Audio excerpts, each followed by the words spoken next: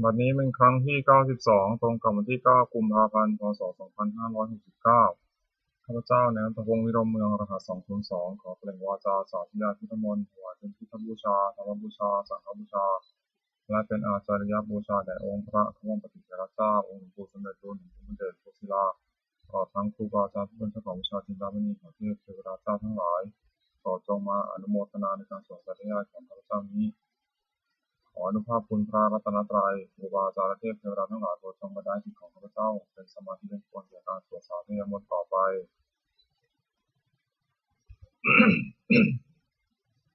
บทสวดชุมนุมเทวดา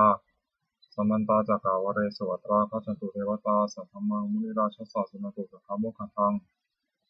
สักเคกาเมจารุเปหิริสิการตเตจันตนิเขมิมานิทิเวรเตจักขาเมตารุวนาคหานิเคหาวัตถุมิเตเต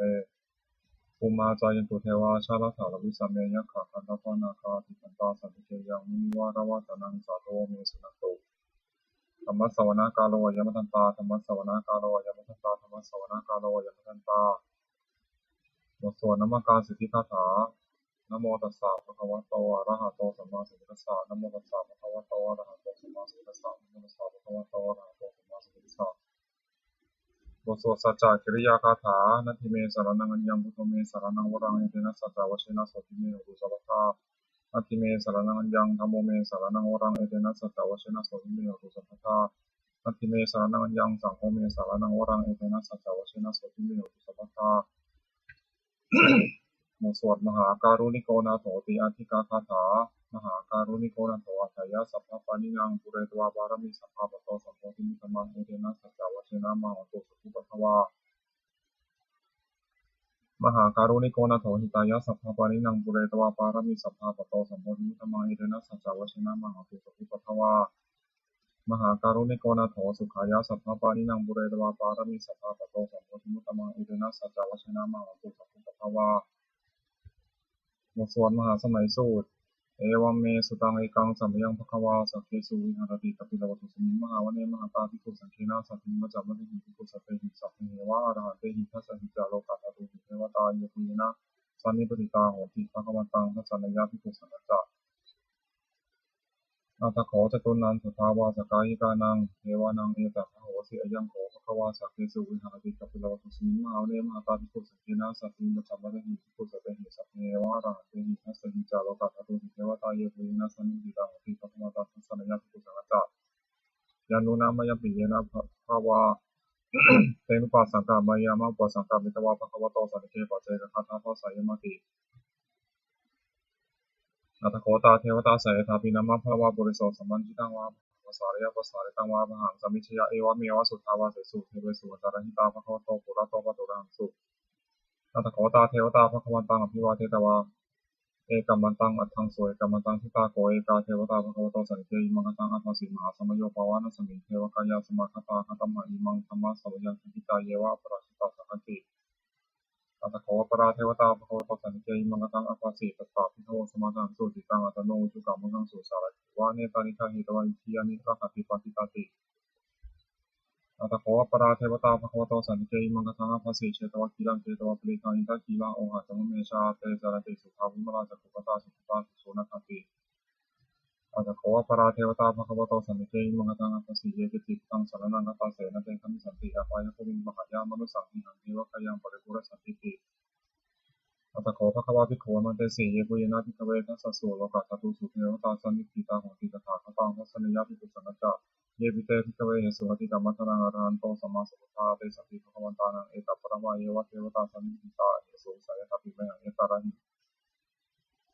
เยปิเตภิกขเวภวิสันติอนาคตัมมัทนังอรหันโตสัมมาสัมพุทธาเตสัพพิภควันตานังเอตัปปะระมาเยวะเทวตาสันนิพพิตาภวิสันติสายทัพพิเมหังเอตาระหิอติกิสัมมิภิกขเวเทวกายนังนามานิกิตาจิสัมมิภิกขเวเทวกายนังนามานิเตสิสัมมิภิกขเวเทวกายนังนามานิ ตังสุนาถาสตุกัมมนัสสิกโรธาภาสิสัมมิติเอวังเตติโกเตติภูภควโตปะปะสะสุขมาอิตตุวจะ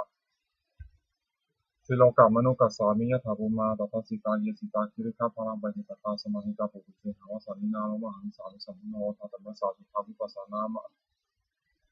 วิปัสสนามนาวิลาปิญโยปัจจสเตยตวาวเนกัปปิลวัตเวตตวามปฏิสัทธาสาวกเกสัสเนระเต วกายาภิกตาเตวิชานาสัมภโวเตจะอัตตปะมะกรุงสุขวาพุทธศาสุสนังเตสัมปัตตโรหุ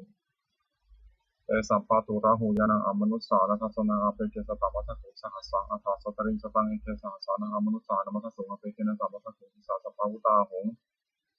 นันจะสัพพาพิญญาวะวัคคิตวานะจักขุมาตโตอามาติสัทธาสาวเกสาสเนระเตเทวกายาภิกตาเตวิชานาสัมโตเยวะหิตาจิสัมมิติระหินุปุปโสสัตตสหัสสาวะยะขับภุมากะปิลวัตวายกิมิโตชิติมตวนาวัตยัสสิกรรมธรรมนังกัมปุณังสุวนังสัสสหัสสาหิมาวตายะฐานันตวนิโนกิมิโตชิติมตวนาวัตยัสสิกรรมธรรมนังกัมปุณังสุวนังสัพพะกิราติสหัสสายะฐานันตวนิโนกิมิโตชิติมตวนาวัตยัสสิกรรมธรรมนังกัมปุณังสุวนังอิเจเตโสรัสสหัสสายะฐานันตวนิโนกิมิโตชิติมตวนาวัตยัสสิกรรมธรรมนังกัมปุณังสุวนังเวสสันติตาปัจจสตายะฐานันตวนิโนกิมิโตชิติมตวนาวัตยัสสิกรรมธรรมนังกัมปุณังสุวนังภูมิโรราชาขัยโกเวกุลสานิเวชนังปิญโยนังสัตตสหัสสังยะฐานังวิรุปัสสติภูมิโรราชาขัยโกโสภะสมิทิวนังปุริมันจักทิสังราชาทัตตะรัตโถสัสสติคันธนาธิปติมหาราชายะสัสสโสพุทธปิตาสาภาโวธรรมนามหาภาลาอิมันโตชิติมันตวันนาวันตายิสัสสินามธรรมนาภิกรมปุณังสมิทิวนังทักขินันจักทิสังราชาบุญโหตปัสสัสสติกุมธนาธิปติมหาราชายะสัสสโสพุทธปิตาสาภาโวธรรมนามหาภาลาอิมันโตชิติมันตวันนาวันตายิสัสสินามธรรมนาภิกรมปุณังสมิทิวนังปัจฉิมันจาทิสังราชาวิรูปโคภาษาสตินาคานังอธิปติมหาราชายะสัสสิโสพุทธปิตาสาภาโวธรรมนามหาภาลายิมันโตชิติมันตวันนาวันตายะสัสสินามธรรมนาภิกรมปุณังสมิทิวนัง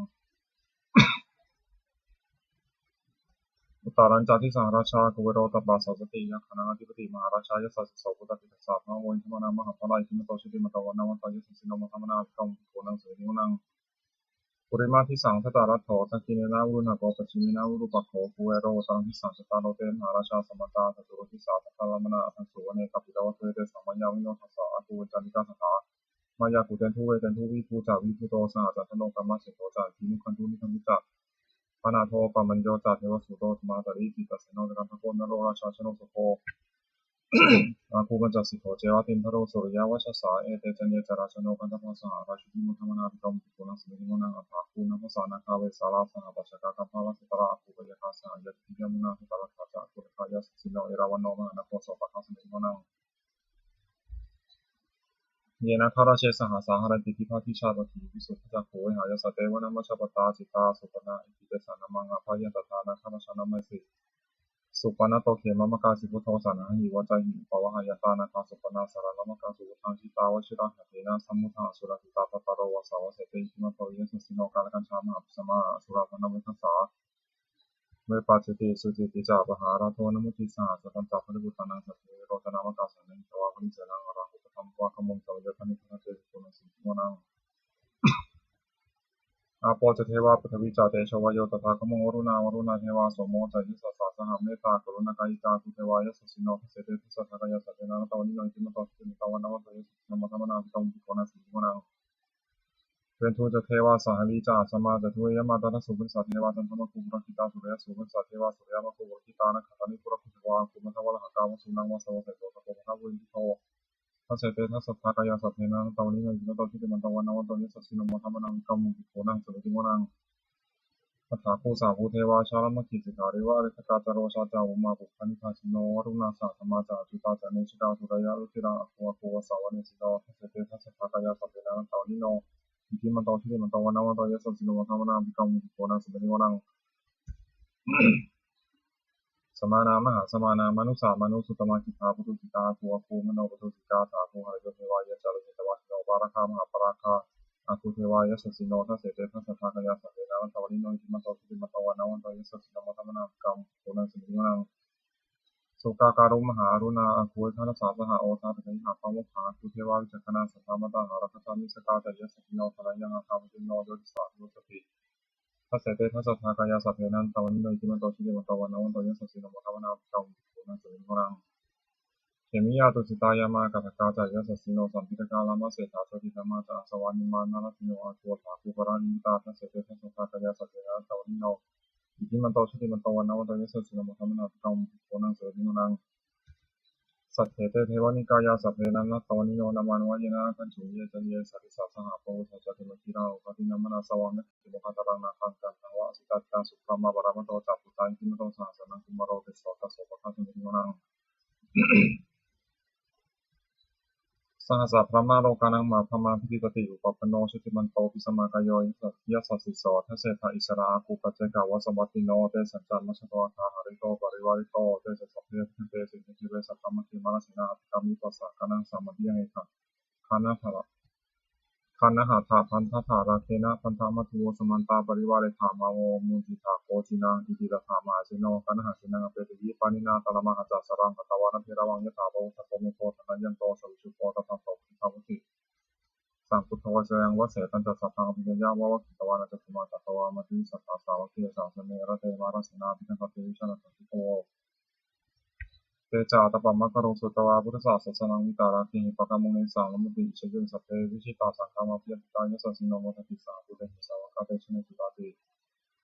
บทสวดจุลชัยปกรณ์นะโมเมพุทธเตชะสารัตนัตยธรรมิกาเตชะประสิทธิประสิทธิเทวานาตายะปรามิสุราสิทธิธรรมาจอินทาจัตตุโลกาคัมภีรักขกาสมุทาภูมิสมุทาภูตุงคังคาจัตสัพพมะชัยประสิทธิพรตุเตชยธรณีธรณีอุทธีนาทีชยกัปปลตลนิสัยนิราชเสนามีนุราชพลนรชิชยคัมภีราสมพินาคินทนาคีติสาสังกุตากาลีชยทุนิมิตาโรคีชยสิงคีสุทัฏฐานมุขชาชยวรุณมุขสัตตราชยธรรมปาทินาคาสุรทันโตชยขจกรนตุรงสุการะผู้ชงสีหาพยาคติปาชยวรุณมุขายาตาชิตาเสนาริปุณสุทินารดีชยสุทัสสาชีชยธรณีสัตธรณีตะเลสัทธาสุชยธรณีสัตติสัทธาชยมังกราดัญญาโภเกชยวรุณยัคเขชยรัคเสสุรพุชเตชาชยธรรมเมนทัคคนาชยราชยสัสชยปฐมิสัพพังชยอรหันตาปเจกาพุทธสาวังชยมหิสุโรหโรหริเทวาชยพระมาสุรโภชยนาโควิรุณหโควิรุปโภตนิมารวิอินโทจาเวนะตายโยจากุเวโรวรุณโตปิจาอาคีวโยจาปาชุนโหกุมารโรทัตตารัตโกอัฏฐารสะมหาเทวาสิริตาปัสสะอัคโยอิสโนสาวกาสัพพชยรามโมโพจิเตชยธรรมโมจาสังโฆจาทัสสะปโรจาชยกังเอเตนะชยเตชนะสุขิโพจิเตเอเตนะพุทธเตชนะโหติเตชยมังคลังชโยปิพุทธศาสริมโตยามารัสสะจัปปิมโตปราชโยโคสยามปุติมันเทโรโมติตาชยตถาพระมังคลามิสิโลชโยปิพุทธศาสริมโตยามารัสสะจัปปิมโตปราชโยโคสยามปุติมันเทโรโมติตาชยตถาอินทคนามิสิโนชโยปิพุทธศาสริมโตยามารัสสะจัปปิมโตปราชโยโคสยามปุติมันเทโรโมติตาชยตถาเทวคนามิสิโนชโยปิพุทธศาสริมโตอายังมารัสสะจัปปิมโตปราชโยโคสยามปุติมันเทโรโมติตาชยตถาสุวรรณคนามิสิโนชโยปิพุทธศาสริมโตอายังมารัสสะจัปปิมโตปราชโยโคสยามปุติมันเทโรโมติตาชยตถานาคคนามิสิโนชโยปิพุทธศาสริมโตอายังมารัสสะจัปปิมโตปราชโยโคสยามปุติมันเทโรโมติตาชยตถาสัพพะมังคลามิสิโนชยันโตปริยมูเลสักกายานังนันทิวัฒโนเอวังตวังวิชโยโหนิชยสุชยมังคะเลอปาราชิตาพลังเกสีเสตติโภคารยทิเสเกสัพพุทธนาคัปปโตปโมทติสนักตังสุมังคลังสุปปตังสุขิตังสุขโนสุมุหโตจาสุหิตังพระมาจาริสุปัฏฐินังกายกรรมังวาจากรรมังปัฏฐินังมโนกรรมังปัฏฐิเตปัฏฐินาปัฏฐินานิปัตวานารัมตเตปัฏฐิเนเตอัฏฐารธาสิกิตารุ่นหาพุทธศาสเนอโรภาสิกิตาโหราสนาสัพพิหิยติสุนันตุโมโตเยเทวาสมิงคาเนอธิตตาติคายกาสัพพังโตสิตังตุสัพพะรักขันตุสัพพะสัตตนังรักขันตุชินะสัสนังยากาติปัฏนาเตสังสัพเพภูเรนตุมโนรัฐายุตตากาเลโภวสันตุวสังวสาวราการุปัจจุปทวาเตสังนิวานิตุสัพพะทากายสุขังจิตสุขังอนันตุยะสารหังบทสวดธรรมานิยามสุตตังเอวัมเมสุตังเอกังสัมยังภาวาสาวัตยังวิหารติเชตวันเนอนาคามิกัสสะอาราเมตตะโขภควาติโขมเตสีภควติพัทันเตติเตติโขภควโตวัตถุสงภวาอิตถวตะอุปาทาวาภิกขุเวตถาคตานังอนุปาทาวาตถาคตานังทิตาวสาสัตถุธรรมติตาตาธรรมนิยมตาสัพเพสังขารานิจจติตังตัสสะโตอภิสัมภิติอภิสัมมิติอภิสัมภิตวะอภิสเมตวะสุติเตเสติปัญญาเปติปตถาเปติวิวรติวิชาสติอุตานิกโรติสัพเพสังขารานิจจติอุปาทาวาภิกขุเวตถาคตานังอนุปาทาวาตถาคตานังทิตาวสาสัตถุธรรมติตาตาธรรมนิยมตาสัพเพสังขาราสุข ขาติตังตถาคตโตอภิสัมมิจติอภิสัมมิติอภิสัมมิตวะอภิสัมมิตวะจิตติเจติปัญญาปิติปัฏฐานติวิวรติวิปัสสติปัญญโตติสัพเพสังขารานุขาติปาทาวาภิกขเวตถาคตานังอนุปาทาวาตถาคตานังทิตาวสาธตุธรรมติตตาธรรมนิยมตาสัพพธรรมานัตตาติตังตถาคตโตอภิสัมมิติอภิสัมมิติอภิสัมมิตวะอภิสัมมิตวะจิตติเจติปัญญาปิติปัฏฐานติวิวรติวิปัสสติอุตตานิกโรติสัพเพธรรมานัตตาติธรรมวจาภควาตมนาเตหิภูภควโตภะเสตังอภินันทุติบทสวดพระเทกรตาคาถาแปลอติตังนานวาข้ามายานปฏิกังเถียนะตังบุคคลไม่ควรตามที่ถึงสิ่งที่ล่วงไปแล้วด้วยอะไรไม่ถึงวงถึงสิ่งที่ไม่มาถึงยะทัตติตัมปะหีนันตังอปัตตัญจานะตังสิ่งเป็นอดีตกาลไปแล้วสิ่งเป็นอนาคตก็ยังไม่มาปัจจุบันนันจะโยธรรมังตถาวิปัสสติสังฆังสังฆปังตังวิธรรมนุปรูเยผู้ใดเห็นธรรมมันเกิดขึ้นเฉพาะหน้าในที่นั้นอย่างแจ่มแจ้งไม่เงียบไม่ฟังใครของคนข้อคูณนะครับที่ไว้อัจเชวะกิจจามาตปังโกชัญญามรณังสุเวความเพียรเป็นกิจที่ต้องทำวันนี้ใครจะรู้ความตายในพรุ่งนี้นั่นหิโยสังขารันเดนะมหาเสนาเนมัจจุนาเพราะการที่จะมัจจุราชที่มีสนามันจะไม่มีสัมปเราเอวังวิหาริมาตาปิงหรตามตันตังเวรเทกาลตองติสัตโตจิตเตมิผู้นี้ผู้สงบย่อมกล่าวเรียกผู้มีความจริงฉะนั้นไม่เกี่ยวกับทั้งกลางวันกลางคืนว่าผู้เป็นอยู่ในมีราตรีเดียวนาชมบทสวดธรรมะสังเวชข้าปัจเจกขณะแปลสัพเพสังขารานิจจาสังขารคือร่างกายจิตใจและรูปธรรมนามธรรมทั้งหมดทั้งสิ้นมันไม่ทิ้งเกิดขึ้นแล้วดับไปมีและหายไปสัพเพสังขาราทุกขาสังขารคือร่างกายจิตใจและรูปธรรมนามธรรมทั้งสิ้นมันเป็นทุกข์ทนยากเพราะเกิดขึ้นและแก่เจ็บตายไปสัพเพธรรมะอนัตตาสิ่งทั้งหลายทั้งปวงทั้งที่เป็นสังขารและไม่ใช่สังขารทั้งสิ้นไม่ใช่ตัวไม่ใช่ตนไม่ควรถือว่าเราของเราว่าตัวตนของเราท่วงชีวิตตามชีวิตเป็นของไม่ยั่งยืนท่วงมรณะความตายเป็นของยั่งยืนอวสังมายามไม่ได้ดับพังเราจะเป็นตายเป็นแท้มรณะปริโยสานังเมชีวิตตังชีวิตของเรามีความตายเป็นที่สุดรอบชีวิตตังเมอนิยตังชีวิตของเราเป็นของไม่เที่ยงมรณะเมอนิยตังความตายของเราเป็นของเที่ยงวัฏฏะโพนิจสังเวชยังกายโยจิรังร่างกายนี้ไม่ได้ตั้งอยู่นานอเปตาวิญญาโนอันปราศจากวิญญาณฉุดโตอันเขาทิ้งเสียแล้วอธิเสสติจากนั้นทับปัทวิงซึ่งแผ่นดินกระริงกระดังอยู่ว่าประดุจดังว่าท่านมาแล้วท่านปืนนิรัตถังหาประโยชน์นี้ได้อนิจจาวัฏสังขาราสังขารทั้งหลายมีที่หนอปัทวายะทีโยมีความเกิดขึ้นมีความเสื่อมไปเป็นธรรมดาอุปัชชิตวานิโรธทันติมันเกิดขึ้นแล้วย่อมดับไปเป็นสังวุปสมโมสุโขความเข้าไปสงบระงับสังขารทั้งหลายที่สุดอย่างยิ่งสัพเพสัตตามรณะจักสัตว์ทั้งหลายทั้งปวงกำลังตายอยู่มริสุสัมมริสเรที่ตายแล้วและกำลังจะตายสัพเพของมริสามิเราก็จะตายอย่างนั้นเหมือนกันนัตถิเมเอถาสังสโยความสงสัยในความตายนี้ยังไม่มีแก่เราเลยบทสวดเมตตายังกินจิกุศลังกามังสัพพิพัตติกตังปุญญโนอนุโมทตุสุนตุสุนตยิเทวาสิมิคาเนติฆะทิคายุกาโหอธิคตาทิคายุกาสัทธาโหตุสุขิตาโหตุทุกขาภูมิจตุมาตาปิตาสุขิตาโหตุทุกขาภูมิจตุสัพเพยติกาสุขิตาโหตุทุกขาภูมิจตุสัพเพยติกาสุขิตาโหตุทุกขาภูมิจตุสัพเพปิสาสัพเพยขาสัพเพเปตาสุขิตาโหตุทุกขาภูมิจตุสัพเพอจาริยุปัจฉายสุขิตาโหตุทุกขาภูมิจตุสัพเพนะคตาสุขิตาโหตุทุกขาภูมิจตุสัพเพเทวาสุขิตาโหตุทุกขาภูมิจตุสัพเพสามาธินาทิชันตุโวบทสวดบูชาหลวงปู่ทวดนะโมโพธิสัตวะคันธิยะอิติภควานะโมโพธิสัตวะคันธิยะอิติภควานะโมโพธิสัตวะคันธิยะอิติภควาปฏิภาณคาถายาเทวตาสันติวิหาระวาสินีทุเกเสเรโพธิเสเรตันหิสัตาธรรมะทานินาภวันตุปุจิตาโสติมิกรณเดธาวิหารามันเทเรเทราจมชานวกาจปิโตสารามิกาธนปฏิวาสกาคามาจติสานิฆมาจติสราสปานุพุตาสุตาพุนตุเตชราภิชาเยติจาอันทาสัมภวาสังเสนชาตาธโมปปาติกานิยานิกังธรรมวรังปฏิจเตสัพพิติปัสสะกโรติสังขยังอาตุจิรังสตังธรรมโมธรรมัทราจักขลาสังโฆโหตุสมะโควะอาหายะจานิขยะจาอันเนรักขติธรรมโมสัพพิธรรมจาริโนวิธิสัพพะบุญญามังธรรมะริกะปะวิเตปัสสันนาโหตุสัพพิปานิโนพุทธศาสเนสัมมาตารังภวชันโตกาลเทโวโตสตุอุติภวายสัตตนังสมิทังนิสุเมธนิมาตาปิตาจัตตาชังนิจังรักขติปุรกังเอวังธรรมเนะราชาโนปชังรักขติสัพพทาเทวตาวิโยชนะคาถาทุกขปตาชนิทุกขาพยาปตาชนิพยาโสกปตาชนิโสกาโหตุสัพพินานิโนเนตาวดาจามหิสัมภตังปุญญาสัมปตังสัพเพเทวานุโมทตุสัพพะสัมปติสิทธิยาทานังทันตุสัพพะยาสีรังรังตุสัพพะตาภาวนาทิฏฐังโหตุคัจฉันตุเทวตาคตา สุมังคลคาถาโหตุสัพพังสุมังคลังรักขันตุสัพพเทวตาสัพพพุทธานุภาเวนะโสติตุนิรันตรังโหตุสัพพังสุมังคลังรักขันตุสัพพเทวตาสัพพธรรมานุภาเวนะโสติตุนิรันตรังโหตุสัพพังสุมังคลังรักขันตุสัพพเทวตาสัพพสังฆานุภาเวนะโสติตุนิรันตรัง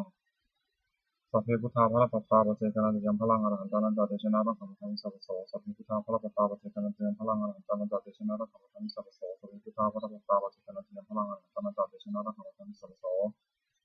สัพเพพุทธาภรปัตตาปเจกนันติยมพลังอรหันตานันตาเดชนะรักขันธังสัพพโสสัพเพพุทธาภรปัตตาปเจกนันติยมพลังอรหันตานันตาเดชนะรักขันธังสัพพโส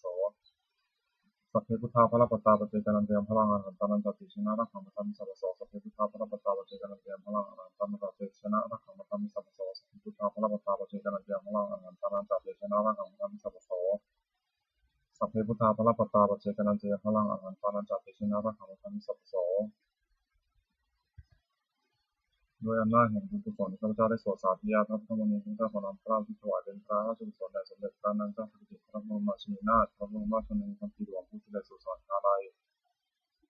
ขอนิสงส์แห่งบุญกุศลนี้จงเป็นสัพพะสิริมงคลให้แก่ข้าพเจ้าแท้ภาคปลอดภัยจากทุกโศกโรคภัยอันตรายทั้งปวงไม่มีแหล่งใดได้สุจริตมั่นคงเป็นสมาชิกชอบธรรมเพราะว่าไม่มีหยดหยาดและจนกว่าเลยขออย่าได้มีแก่ข้าพเจ้าขอให้ข้าพเจ้ามีสมาธิที่ตั้งมั่นในพระธรรมคำสอนในองค์สมเด็จพระสัมมาสัมพุทธเจ้าดำรงอยู่ในธรรมวินัยตลอดกาลนานมีทั้งขอเทพเทวดาทั้งหลายผู้ได้อนุโมทนาสาธุการในบุญกุศลนี้ขอประสิทธิประสาทพาน้อมส่งอนุภาพแห่งมงคลในสู่วัฏเป็นมงคลพระพิตายสิริทั้งฝ่ายไทยและฝ่ายลาวรวมถึงวัตถุมงคลทั้งปวงที่ศักดิ์สิทธิ์อำนวยที่จัดสร้างขึ้นที่เปลี่ยนด้วยพุทธานุภาพเทวานุภาพและวิพันธ์ความศักดิ์สิทธิ์อำนวยผลให้สิริมงคลแก่ผู้ครอบครองและบูชาเป็นประการเทิน